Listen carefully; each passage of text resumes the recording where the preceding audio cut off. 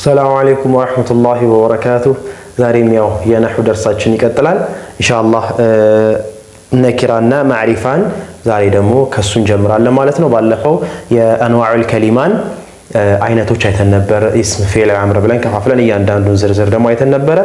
ኢንሻአላህ ዛሬ ደግሞ የምንገባው ባብ النكرة والمعرفة ነኪራንና ማዕሪፋን የሚመለከት ከአንዋዑል ከሊማ ሁለተኛው ጁዝእ ማለት ነው። እሱን ነው የምናየው ማለት ነው ኢንሻአላህ። ከኔ ጋር አብራችሁ ነው ማለት ነው። እሺ طيب قال المصنف رحمه الله الاسم ينقسم الى نكرة ومعرفة። እንግዲህ ባለፈው ያየነው ስም ፊዕል እና ሐርፍን ለይተን አይተናል ከሊማ ውስጥ። እንደገና ከሊማ ውስጥ ደግሞ ስም አለ። ስምን ደግሞ من حيث النكرة والمعرفة نكرة معرفة كمالت دم ولا تكفل وسمن እንደገና ማለት ነው። ስለዚህ ምን አለ ሙሰኒፉ الاسم ينقسم الى نكرة ومعرفة ወደ ነኪራና ወደ ማዕሪፋ ይከፈላል ማለት ነው። ከዛ በፊት ነኪራና ማዕሪፋ የምንለው ነገር ምን ላይ ብቻ ነው የምናገኘው? ስም ላይ ብቻ ነው የምናገኘው ማለት ነው። ያኒ ፊዕልን ነኪራ ማዕሪፋ አንልም፣ ሐርፍንም ነኪራ ማዕሪፋ አንልም ማለት ነው። ምን ላይ ነው ይሄ ተንኪርና ታሪፍ የምናገኘው?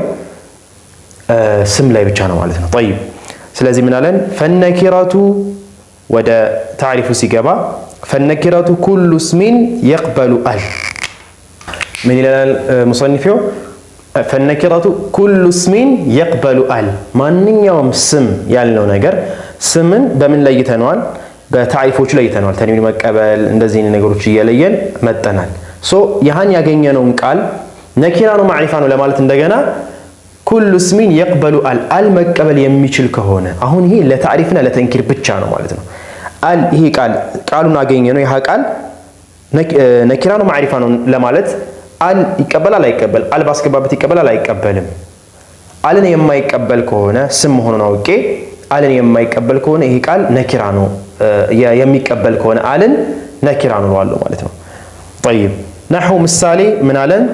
ረጁል ወመስጂድ ኢላህ ረጁል መስጂድ ወሳጂድ ወስጁድ ወሰጃደ።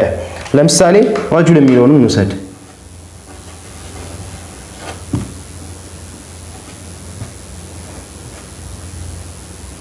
ኢላህ የሚለውን እንውሰድ።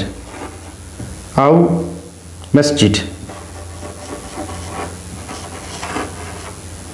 አሁን እነዚህ ቃላቶች ስም ናቸው። ረጁሉ ረጁሉን ተንዊን ይቀበላል። እነዚህ ቃላቶች እንደገና አሁን እዚህ አሁን ባሉበት ሁኔታ ረጁል የሚለው ቃል ኢላህ የሚለው ቃል መስጂድ ነኪራ ነው ማዕሪፋ ነው ብንባል ማለት ነው። እንደዚህ አሁን ባሉበት ማለት ነው ነኪራ ነው ማዕሪፋ ነው ብንባል በምንድን ነው የምናውቀው? አል ብቻ ማለት ነው። አል ይቀበላል አይቀበልም የሚለውን ነገር ቼክ ማድረግ ነው። አልረጁል፣ አልኢላህ፣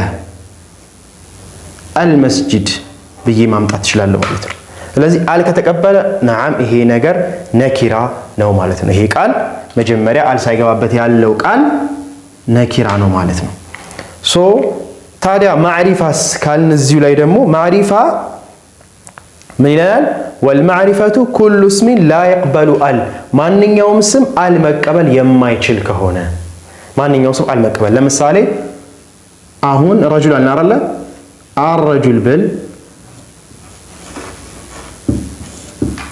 ያለው ቃልና ረጁል ያለው ቃል ማዕሪፋ የቱ ነው ነኪራ የቱ ነው ብዬ መለየት ብፈልግ ረጁል የሚለው ቃል አል ይቀበላል? አዎ አል ረጁል ብዬ እላለሁ። አልረጁል የሚለው ቃል አል ይቀበላል? አል ባስገባበት አል አልረጁል ነው የሚሆነው፣ አይቀበልም አልን። ስለዚህ ይሄ ቃል ምንድነው? ይሄ ቃል ስለማይቀበል ማዕሪፋ ይባላል። ይሄ ቃል ደግሞ ምን ይባላል? ነኪራ እንለዋለን። ይሄ የመጀመሪያው ነኪራና ማዕሪፋን የምንለይበት አንደኛው መንገድ ነው። ሌላኛው መንገድ ምንድነው? የማዕሪፋ የሆኑ ቃላቶች ይታወቃሉ በዝርዝር። እነሱን ዝርዝር ካየን በኋላ ከነዚህ ውጭ ያለው ምን ሊሆን ነው ማለት ነው? ነኪራ ሊሆን ነው። በዚህ ደግሞ መለየት እንችላለን ማለት ነው።